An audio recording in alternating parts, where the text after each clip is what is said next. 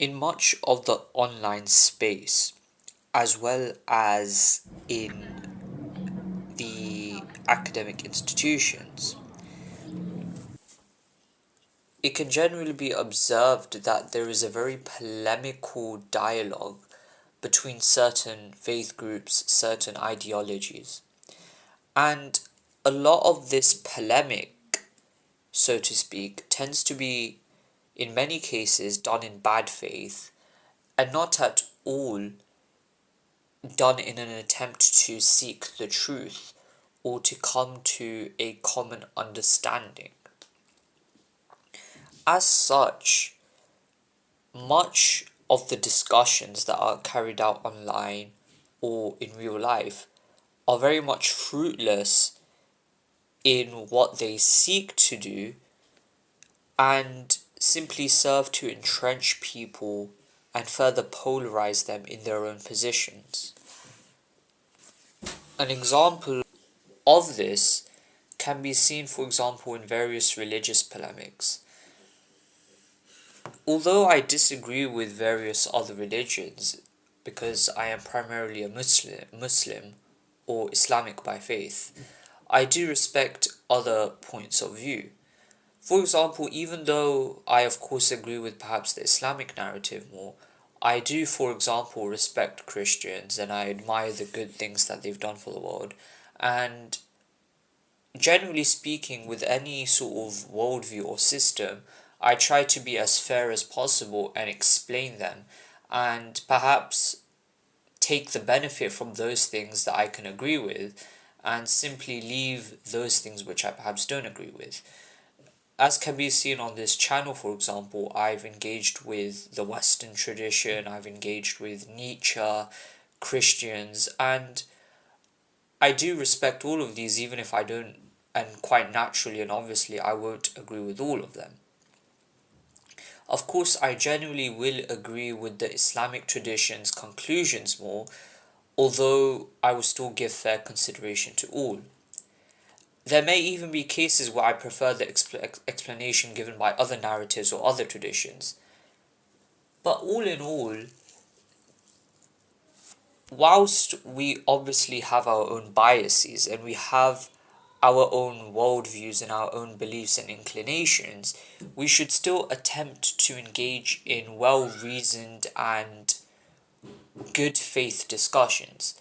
Then, of course, each person will naturally incline to what his own predisposition is more catered towards. But it will still allow for this kind of reasonable agreement on common ground issues, and it will also allow for a better understanding between two parties. One example of bad faith polemics, perhaps, would be selective readings of religious scripture. This especially occurs, of course, within religious circles, but can perhaps also occur within secular ideologies, where people will intentionally misquote the founders or the important figures of those ideologies.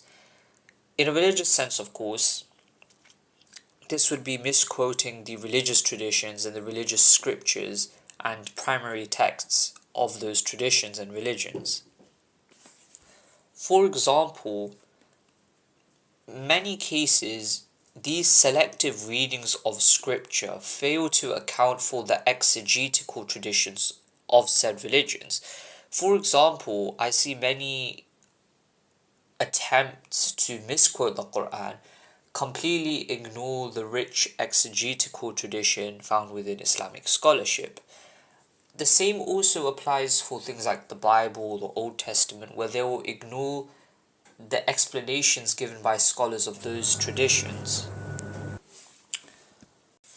It also ignores how the members of those said traditions themselves have engaged with the text, meaning they will purposefully take such a ludicrous and far-fetched interpretation that none of the members of those traditions have taken themselves, and it fails to see the tradition based on how the members of that tradition understood it, but rather it takes an outsider approach. And of course, an outsider approach may have the advantage of being neutral and unbiased, but it also has the disadvantage of being disconnected from that tradition and not fully understanding the nuances in said tradition. Furthermore, if one is not trained in the various disciplines that go into that tradition, then basic mistakes are made in interpretation and quotations, and this looks silly to the experts in those fields. Such basic mistakes will look very silly to the experts in those fields. For example, basic mistakes in linguistics or translation, or basic mistakes in theology or interpretation. One issue may be that experts get stuck in logical circles where their interpretation makes sense within the system itself, in the grander system of the combination of these various disciplines and all the nuances being taken into account. But it ignores how outsiders may view it, who are not connected to all these disciplines and they aren't connected to the various nuances present within those interpretations that contribute to the interpretations given by those scholars.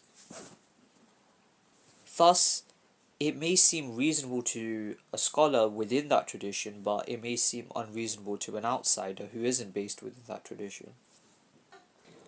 There are perhaps two examples that I will give here.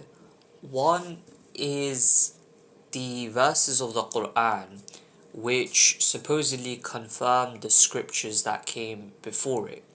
Now, this is often presented by Christian polemicists as the Islamic dilemma, but with all due respect to them, this is a ridiculous selective reading of the Quran. It fails to contextualize these verses in the grander narrative of how Islam views the previous holy scriptures, mainly being that they were revealed by God, but over time man began to attribute false words to God and ascribed it as those scriptures that God had revealed.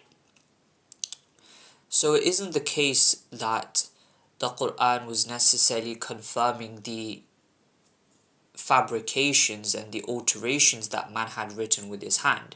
It was simply confirming the fact that at a certain point in time, God had truly revealed these scriptures to his prophets. Thus, confirming the scriptures refers to how, as Muslims, we affirm that God had initially revealed these revelations to the prophets, not that the current supposedly attributed version of those scriptures are indeed the words of God. It ignores about a dozen other verses which mention explicitly that the people of the book fabricated false revelations and attributed them to God. And it also ignores prophetic and companion commentary on said verses which clearly indicate that the current versions of those scriptures, at least according to the Islamic narrative, are not authentic. The second example that I would give of perhaps selective or deceitful readings of scripture would be the Bible creation story.